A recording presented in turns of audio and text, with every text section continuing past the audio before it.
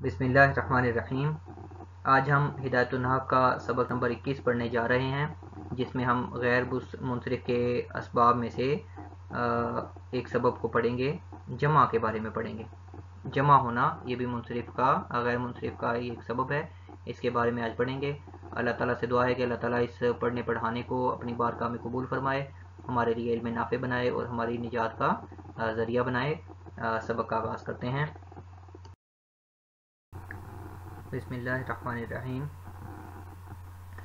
اما الجمع فشرطه ان يكون على صيغة منتهى الجموع وهو ان يكون بعد الف الجمع حرفان كمساجد او حرف متشدد مثل الدواب او ثلاثة احرف واوسطها ساكن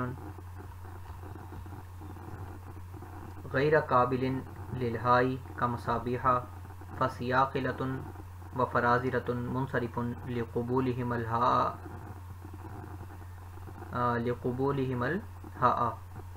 وهو ایضا قائم مقام السببین الجمعیۃ ولزومها وامتناع ان یجمع مرۃ اخرى جمع التکسیر فکأنہ جمع مرتین۔ اما الجمع بہرحال جمع فشرطہ اس کی شرط یہ ہے، یعنی غیر منصرف کا سبب بننے کے لیے اس کی شرط یہ ہے ان یکون علی صیغۃ منتہی الجموع کہ وہ صیغہ منتہی الجموع ہو۔ وہوا صیغہ منتہی الجموع کیا ہوتا ہے؟ وہ ان یکون بعد الالف الجمع جمع کے الف کے بعد حرفان دو حرف ہوں، کا مساجدہ جیسا کہ مساجد میں ہے، او حرف متشدد یا مشدد حرف ہو، یعنی شد والا حرف ہو، مثل دواب، او ثلاثۃ احرف یا تین حرف ہوں، اوسطھا ساکن ایسے تین حرف ہوں جس کا درمیان والا حرف ساکن ہے، اور غیر قابل للہائی، اور وہ صیغہ منتہی الجموع جو ہے وہ جمع جو ہے وہ ہا کو قبول نہ کرتی ہو، کا مصابیح جیسا کہ مصابیح کے اندر ہے۔ فسیاقلۃ و فرازنۃ منصرف، سیاقلہ اور فرازنہ یہ دونوں لفظ منصرف ہیں لقبولہم الہاء ان کے ہا کو قبول کرنے کی وجہ سے۔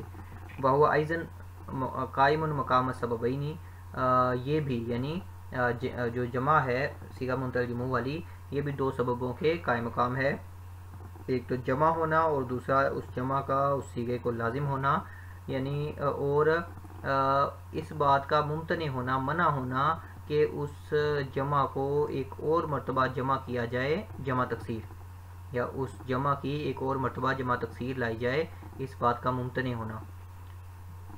فکأنہ جمع مرتین، گویا کہ وہ دو مرتبہ جمع کیا گیا ہے۔ جی عبارت ترجمے کے بعد اس کی تھوڑی سی ترکیب دیکھ لیں۔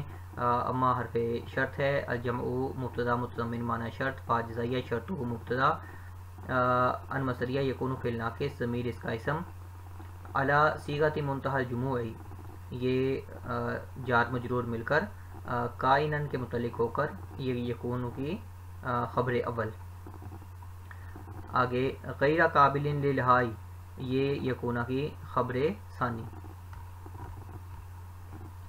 یکون فعل ناقص اپنے دونوں خبروں سے مل کر، اسم اور دونوں خبروں سے مل کر یہ جملہ فعلیہ خبریہ ہو کر بتاویل ان مصدریہ مفرد ہو کر شرط مبتدا کی خبر، یہ مبتدا خبر مل کر جملہ اسمیہ خبریہ ہو کر یہ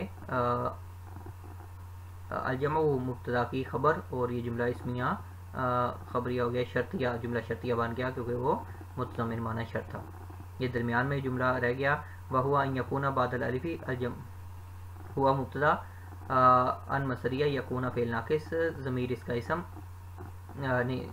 یکون فعل ناقص ہے، بعد الالف الجمع یہ مضاف مضاف الیہ مل کر یکون کا کی خبر مقدم، حرفانی معطوف علیہ، او حرف مشدد معطوف، اور ثلاثۃ احرف یہ مضاف مضاف الیہ مل کر یہ موصوف بن جائے گا، اور اوسطھا ساکن، اوسطھا مبتدا ساکن خبر،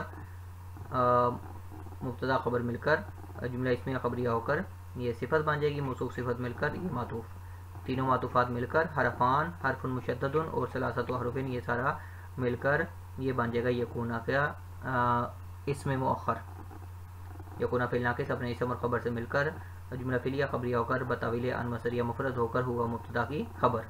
اور درمیان میں رہ گئی مثالیں، تو مثالہ مبتدا محذوف اور کا مساجدہ یہ اس کی خبر، اور مثالہ مبتدا محذوف مثل الدواب یہ اس کی خبر. اور آگے جی مثال مبتدا محذوف اور کا مصابیحہ یہ اس کی خبر. فا تفریعیہ سیاقلۃ و فرازیۃ منصرف، سیاقلہ فرازنہ یہ دونوں معطوفات مل کر مبتدا اور منصرف خبر. یہاں ہمیں تھوڑی سی تعویل کرنی پڑے گی. سیاقلہ اور مبتدا اور خبر میں مطابقت ہونی چاہیے. سیاقلہ اور فرازنہ دو چیزیں ہیں، تو یہاں خبر آنی چاہیے تھی منصرفانی، لیکن اگر مصنف نے منصرفن کا لفظ استعمال کیا تو ہم یہاں کل واحد منہا منصرف کل واحد منہما منصرفن یہاں محذوف بنا سکتے ہیں تعویل کے ذریعے. لقبول ہی قبول مصدر مضاف، ہما ضمیر مضاف الیہ، اور الہا جو ہے قبول مصدر کے لیے مفعول بھی. یہ مصدر مضاف اپنے مضاف الیہ اور مفعول سے مل کر لام جار کے لیے مجرور، جار مجرور مل کر یہ منصرف ہون کے متعلق ہو جائے گا. وہو ایزن، ہوا مبتدا، ایزن کو چھوڑ دیں. قائم مقام السببینی، قائم صیغہ اسم فاعل، مقام السببینی مضاف مضاف الیہ مل کر اس کو ہم مبدل منہ بنا سکتے ہیں. السببینی کو مبدل منہ بنائیں گے. الجمعیت معطوف علیہ، لزومیہ معطوف علیہ معطوف، اور امتناع مصدر. ان یجمع مرۃ اخری ان مصدریہ، یجمع فعل مجہول ضمیر اس کا نائب فاعل، مرۃ اخری موصوف صفت مل کر یہ مفعول فی، اور جمع تقصیری یہ ہو جائے گا یجمع کا مفعول مطلق. یجمع فعل اپنے مفعول فی مفعول مطلق نائب فاعل سے مل کر جملہ فعلیہ خبریہ ہو کر بطویل ان مصدریہ مفرد ہو کر امتناع مصدر کے لیے مضاف الیہ. امتناع مصدر مضاف اپنے مضاف الیہ سے مل کر معطوف، یہ تینوں معطوفات مل کر یہ سببینی کے لیے بدل بن جائیں گے. یا اس کو ہم علیحدہ کر سکتے ہیں، جیسا کہ پچھلے سبق میں ہم نے پڑھا. مرفوع اگر اس کو ہم پڑھنا چاہیں تو احدہما اور ثانیہ نکال سکتے ہیں، اور منصوب پڑھنا چاہیں تو آنی فعل یہاں محذوف نکال سکتے ہیں. لیکن بہتر یہ ہے کہ ہم اس کو سببینی سے بدل بنا دیں اور ان کو مجرور پڑھیں تاکہ ہمیں محذوف نہ ماننا پڑے. اور آخر میں کأنہ جمع مرتینی، کأنہ حرف مشبہ بالفعل، اور ہو ضمیر اس کا اسم، اور جمع فعل مجہول ضمیر فاعل نائب فاعل، اور مرتینی یہ اس کے لیے مفعول فی، یہ جملہ فعلیہ خبریہ ہو کر کأنہ کی خبر. لے جی یہ ترکیب تھی. اب آگے اس کی تشریح دیکھ لیں. بہرحال جمع، تو جمع سے مراد یہاں وہ جمع نہیں ہے کہ جو جمع کی دو حیثیتیں ہیں. ایک ہے اس کی صفت ہونا، یعنی جس کو ہم اردو میں کہیں گے جمع ہونا، اور ایک جو جمع ہے جو واحد اور تثنیہ کے مقابلے میں آتی ہے. تو یہاں مراد جمع ہونا، اس کا صفتی معنی یہاں مراد ہے، کیونکہ یہاں ہم بات کر رہے ہیں اس کے غیر منصرف کا سبب بننے کی.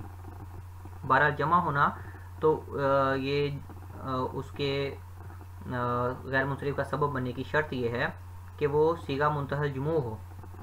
صیغہ کس کو کہتے ہیں؟ صیغہ بتایا کہ حرکات، سکنات اور حروف اور حرکات سکنات کی مخصوص شکل کو، مخصوص حیت کو صیغہ کہتے ہیں. منتہا کیا ہے جی؟ یہ انتہا یا انتہی، انتہان مصدر سے، یہ مصدر میمی ہے. مصدر میمی جو ہے وہ اس میں مفعول کے وزن پر ہوتا ہے، تو یہ مصدر میمی ہے. جموع جو ہے جمع کی جمع ہے، تو وہ صیغہ منتہی الجموع ہو. اب صیغہ منتہی الجموع ہوتا کیا ہے؟ وہ خود ہی مصنف بتا رہے ہیں کہ ایسی جمع کہ جس میں جمع والے الف کے بعد دو حرف ہوں، جیسے مساجد میں، اور یا الف جو ہے جمع والے الف کے بعد ایک حرف مشدد ہو، جیسے دواب میں، اور یا الف جمع والے الف کے بعد تین حرف ہوں، اور اگر تین حرف ہوں تو درمیان والا ان تین کے درمیان والا حرف ساکن ہو، جیسے مصابیح میں مصباح کی جمع مصابیح، اور صاد کے بعد الف جمع کا آ گیا، اور الف کے بعد تین حروف ہیں جن کا درمیان والا حرف ساکن ہے. تو یہ تو پہلی شرط تھی کہ سیغہ منتہی الجموع ہونا. سیغہ منتہی الجموع ہونے کی 3 صورتیں ہیں، وہ تینوں ذکر کر دی ہیں. دوسری شرط یہ ہے کہ وہ جو ہے وہ ہا کو قبول نہ کرتی ہو. ٹھیک ہے جی. ہا کو قبول کرنے کا کیا مطلب ہے؟ یہاں ہا سے مراد تائے تانیث ہے. اس کو ہا مصنف نے اس لیے کہا کیونکہ وہ وقف کی صورت میں ہا بن جاتی ہے. تو کہتے ہیں سیاقلہ اور فرازینہ. سیاقلتن فرازینتن، جب ان پہ وقف کریں گے تو سیاقلہ اور فرازینہ پڑھیں گے. تو اس میں دیکھیں الف جمع کے بعد 3 حرف ہیں لیکن آخر میں یہ ہا کو قبول کرتی ہے. فرازینہ میں بھی الف کے بعد 2 حرف 3 حرف ہیں لیکن یہ بھی ہا کو قبول کرتا ہے. تو ہا کو قبول کرنے کی وجہ سے یہ شرط پوری نہیں ہوئی دوسری، تو لہٰذا یہ منصرف پڑھے جائیں گے. اس میں ہم سیاقلہ اور فرازینہ میں ایک تو تانیث آ گئی، لیکن دوسرا سبب جو جمع ہونا یہ بن سکتا تھا لیکن اس کی شرط پوری نہ ہونے کی وجہ سے ایک سبب رہا اور یہ منصرف ہیں کیونکہ یہ ہا کو قبول کرتے ہیں. وہو ایزن، ایزن یہ رہ گیا تھا. یہ ایزن جہاں بھی آئے گا یہ آزا ایزن، حمزہ الف کے اوپر کھڑی زبر اور زاد، آزا فعل ماضی اس کا آئے گا. آزا ایزن، آزا کا مطلب ہوتا ہے رجع، رجوع کرنا، یعنی رجع الکلام، کلام لوٹا ہے. یعنی جس طرح پیچھے کلام ہوا ہے وہی کلام دوبارہ سے لوٹ رہا ہے، جس کو اردو میں ہم بھی کہتے ہیں بھی. تو یہ بھی 2 جس طرح تانیث جو تھی وہ 2 جس طرح الف مقصورہ جو تھا وہ 2 سببوں کے قائم مقام تھا تانیث کا، تو اسی طرح یہ جمع ہونا بھی یہ 2 سبب اسباب کے قائم مقام ہے. ایک تو جمع اور دوسرا اس جمع کا اس سیغے کو لازم ہونا، یعنی ممتنع ہے ہو کہ اس جمع کی مزید جمع تکسیر لائی جائے. تو یہاں سے ایک بات یہ بھی ذہن میں رکھے کہ اس کی مزید یعنی سیغہ منتہی الجموع کی مزید جمع تکسیر نہیں آ سکتی. ہاں تو اس بات سے پتہ چل رہا ہے کہ جمع تکسیر نہیں آ سکتی، بلکہ جمع سالم اگر آ جائے تو وہ اس کا کوئی مسئلہ نہیں ہے. جمع تکسیر سالم اس کی مزید آ سکتی ہے، کیونکہ انہوں نے کہا جمع سیغہ منتہی الجموع کیا ہے کہ جس کی مزید جمع تکسیر نہ آ سکے. اچھا جی، اب حاشیوں کو دیکھ لیتے ہیں. حاشیوں میں کیا کیا بتا رہے ہیں ہمیں. سب سے پہلے علی صیغۃ منتہی الجموع پر انہوں نے حاشیہ دیا کہ وہی صیغۃ التی کان اولھا مفتوحا و ثالثھا الفا. پہلا حرف جو ہے وہ مفتوح ہو، تیسرا حرف الف ہو اور الف کے بعد 2 حرف ہوں یا 3 حرف ہوں. اگر 3 حرف ہیں تو ان کا وسطی جو حرف ہے وہ ساکن ہو.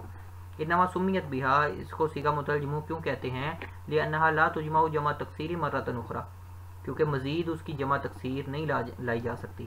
فالمنتہی مصدر میمی بمعنی الانتہا، منتہا جو ہے یہ مصدر میمی ہے، انتہا کے معنوں میں ہے. وصیغۃ منتہی الجموع التی لا یجمع تکسیر مرۃ اخرى، یہ مفتی عبدالرحیم صاحب نے یہ حاشیہ لکھا اور ساتھ یہ دوسرا وہی بات دوبارہ ذکر کر رہے ہیں. صیغہ منتہی الجموع وہ ہے کہ جس کی مزید جمع تکسیر نہ لائی جا سکے. انما اشترطت صیغۃ منتہی الجموع لتکون صیغتہ مصورۃ عن قبول التغیر.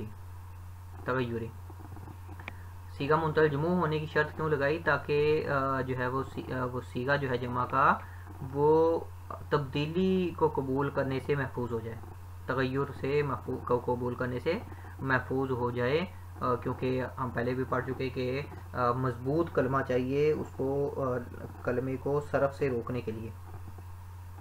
تو مضبوطی تبھی آئے گی کہ جب خود کلمہ جو ہے وہ تغیر و تبدل سے محفوظ ہوگا. تو اچھا جی، غیر قابل للحائی پر وہ کہتے ہیں کہ یہ منصوب ہے علی انہ خبر آخر لیکون اول، جو پہلا یکونا تھا اس کی یہ خبر ثانی ہے.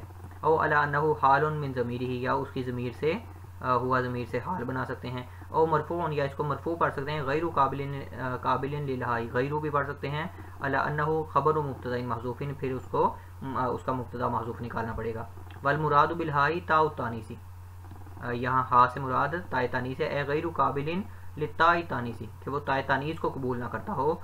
انما اطلق علیہ الہا، اس کو ہا کیوں کہا گیا؟ لانہا تصیر فی حالت الوقف حال، کیونکہ وہ حالت وقف میں وہ ہا بن جاتی ہے. فلا یشکل بنحو فوارح واحدہ فارحۃ، تو وہ کوئی اشکال نہ ہو جائے کسی بندے کو کہ فارحۃ کی جمع جو فوارح ہے تو یہ ہا کو قبول کر رہی ہے. تو کیونکہ یہاں ہا سے مراد یہ والی ہا نہیں بلکہ وہ تائے تانیث ہے. انما اشترطا کونہ بغیر ہائن، اس میں بغیر ہا کی شرط اس لیے لگائی لأنها لو كانت مع ہائن كانت على زینت المفردات. جی کیوں شرط لگائی کہ یہ ہا کو قبول نہ کرے؟ کہ ہا کو قبول کرنے والا جو وزن ہے وہ مفرد کا وزن ہے. تو اگر یہ بھی جمع کا وزن بھی ہا کو قبول کرے گا تو یہ مفرد والے اوزان کے ساتھ جو ہے وہ التباس ہو جائے گا. جیسے کہ فرازینہ، فإنها على زینت کراہیہ و تواعیہ، کراہیتن اور تواعیتن یہ مفرد ہیں بمعنی الکراہتی و طاعتی. تو کراہیتن اور تواعیتن کا وزن جو ہے وہ فرازینہ کا وزن دیکھیں بالکل ایک جیسا ہے. فیدخل فی قوت جمعیتہ فطور، اگر یہ ان کا آپس میں وزن آپس میں مکس ہو رہا ہے تو اس کی جمعیت کے اندر فطور آ گیا، مضبوط نہیں رہا کلمہ، یا اس کی قوت کے اندر فطور آ گیا. فلا توسرو یا توسرو، تو لہٰذا یہ اثر نہیں کرے گا. یہ شرح اللہ جامی سے لیا گیا ہے. ایزن کے بارے میں جس طرح پہلے ذکر کر دیا کہ یہ مصدر ہونے کی بنا پر منصوب ہے، اور آزا ایزن، آزا اس کا فعل ہے، اس کا مطلب ہے رجع رجوعاً، والمعنی رجع الکلام رجوعاً الی ان الجمع کا تانیثی بالالف قائم مقام سببین. یہ جملہ جو ہے وہ یہ کلام دوبارہ سے لوٹا ہے. اردو ترجمے میں ہم اس کے لیے بھی کا لفظ استعمال کرتے ہیں. جی تقریباً تمام باتیں ہو گئیں. اس کی درمیان میں رہ گیا کہ لفظ ذکر کیا انہوں نے فرازینہ اور سیاقلہ. جی سیاقلتن اور فرازینتن میں نے ذکر کر دیا کہ کیوں منصرف ہیں، کیونکہ یہ ہا کو قبول کرتے ہیں. سیاقلتن اصل میں سیکل کی جمع ہے. سیکل کہتے ہیں تیز کرنے والی چیز، تیز کرنے والا. اور فرازینہ یہ فرزین کی جمع ہے. فرزین شطرنج جو ایک کھیل ہوتا ہے بڑا مقبول ہے جو ہے وہ غیر مسلموں میں. شطرنج کے کھیل میں ایک وزیر جو ہوتا ہے اس کو فرزین کہتے ہیں، تو اس کی جمع ہے فرازینہ. اچھا جی لیں جی، یہ تمام باتیں تقریباً اس کی پوری ہو گئی. آسان سا سبق تھا. آج کے لیے بس اتنا ہی. جی آج کا سبق اختتام پذیر ہوا. ہمیشہ کی طرح آپ سے درخواست ہے کہ چینل کو سبسکرائب کر لیں تاکہ آئندہ آنے والی ویڈیوز آپ کو ملتی رہیں. اور پھر سے درخواست کرتا چلوں سبق میں کسی قسم کی کوئی سبقت لسانی ہو گئی ہو، کوئی غلطی ہو گئی ہو تو ضرور مطلع فرمائیں. اور اگر کوئی سوال ہو تو پوچھنے میں بالکل ہچکچاہٹ نہ دکھائیں. آپ کے سامنے میرا ای میل ایڈریس اور واٹس ایپ نمبر آ رہا ہے، اس کے ذریعے مجھ سے رابطہ کر سکتے ہیں، اور ویڈیو کی کمنٹ سیکشن میں بھی مجھ سے رابطہ کر سکتے ہیں. اگلے سبق کے لیے اجازت دیجیے. السلام علیکم ورحمۃ اللہ وبرکاتہ.